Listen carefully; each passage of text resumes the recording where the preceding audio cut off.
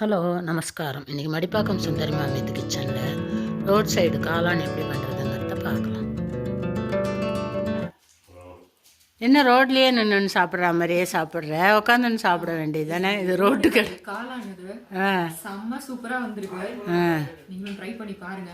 செம்ம டேஸ்ட்டாக இருக்குமா. சூப்பர். இன்னும் சாப்பிடல. சூப்பராக கேபேஜுமா மஷ்ரூம் நல்லா மெலிசாக கட் பண்ணி வச்சுருக்கேன். ஒரு 4-5 பேர் சாப்பிட்றதுக்கு ஒரு 150 கேபேஜும் ஒரு 10 மஷ்ரூமையும் பொடி பொடியாக கட் பண்ணி வச்சுருக்கேன். இதை ஃப்ரை பண்ணுறதுக்கு 2 ஸ்பூன் மைதா, 2 ஸ்பூன் அரிசி மாவு, 2 ஸ்பூன் கார்ன்ஃப்ளவர் மாவு எடுத்துட்டுருக்கேன். இப்போ இந்த நறுக்கி வச்ச முட்டைக்கோஸ் காளானில் 1 ஸ்பூன் அளவுக்கு காரப்பொடி, 1/2 ஸ்பூன் மஞ்சள் பொடி, கொஞ்சமாக தேவையான அளவு உப்பு போட்டு நல்லா கலந்துட்டு அந்த மாவையும் அதோடையே போட்டு நம்ம எடுத்து வச்சுருந்த 3 மாவையும் போட்டு கொஞ்சம் இஞ்சி பூண்டு பேஸ்ட்டையும் போட்டு நல்லா கலந்துக்கணும். போட்டு எல்லாத்தையும் நல்லா முட்டைக்கோஸு இந்த காளான்லலாம் நல்லா படுற மாதிரி அந்த மாவு நல்லா கலந்துட்டு கொஞ்சம் கொஞ்சமாக தண்ணியை விட்டு அதை பக்கோடா பதத்துக்கு நம்ம பிசைஞ்சு வச்சுக்கணும். இதை அப்படியே எண்ணெயில் போட்டு பொரித்து எடுக்கணும். கொஞ்சம் கரம் மசாலா பொடி போட்டுருக்கா 1 ஸ்பூன் அளவுக்கு.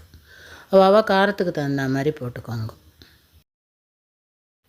இப்போ ஒரு பாத்திரத்தில் எண்ணெயை வச்சு அது எண்ணெய் நல்லா சூடானதுக்கப்புறமா நம்ம கலந்து வச்சுருக்கிற மஷ்ரூம் முட்டைக்கோஸ் எல்லாத்தையும் காரப்பொடி போட்டு கலந்து வச்சுருக்கிறத எடுத்து அதில் பொரித்து எடுத்துக்கணும். நல்லா செவக்க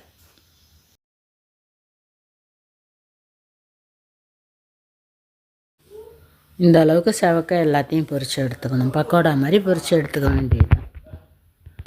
எடுத்துகிட்டு அதை கொஞ்சம் கொஞ்சம் உதுத்து விட்டுக்கோங்க தனித்தனியாக. இப்போ ஒரு கடாய் அடுப்பில் போட்டுட்டு அதில் ஒரு 3 ஸ்பூன் அளவுக்கு எண்ணெய் விட்டுருக்கா. ஒரு 1/2 ஸ்பூன் சின்ன சீரகம் போட்டுக்கோங்க. கொஞ்சம் பொரியட்டும். வெங்காயமும் இஞ்சி பூண்டு விழுதும் கொஞ்சம் 1/2 ஸ்பூனுக்கு போட்டுருக்கேன்.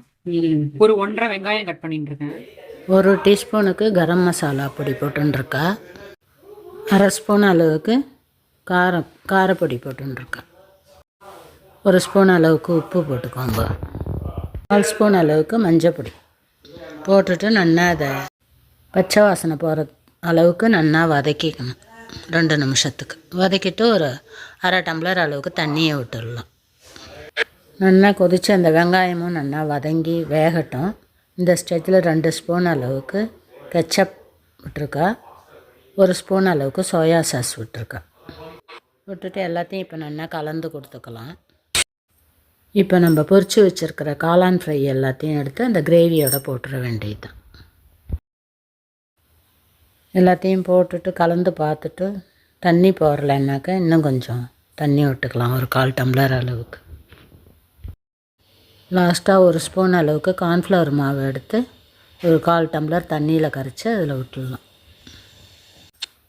லாஸ்ட்டாக இந்த மசாலா பூரிக்கு பண்ணி வச்சுருக்கிற கிரேவிலேருந்து கொஞ்சம் லிக்விடாக எடுத்து இந்த காளான் ஃப்ரையில் விட்டுக்கலாம்.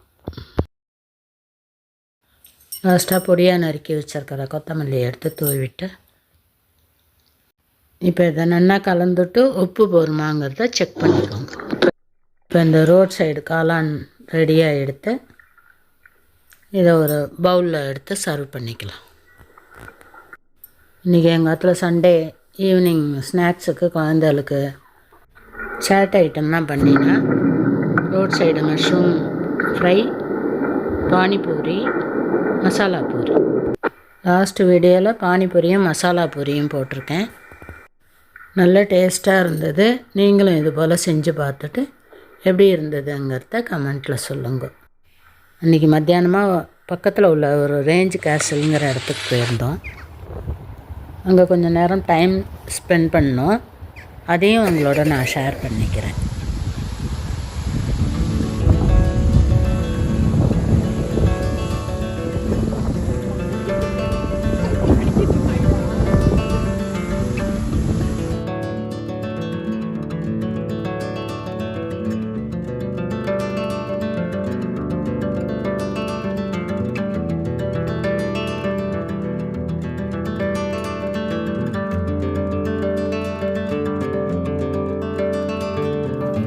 இந்த வீடியோ உங்களுக்கு பிடிச்சிருந்ததுன்னா லைக் பண்ணுங்க, ஷேர் பண்ணுங்க, சப்ஸ்கிரைப் பண்ணுங்க.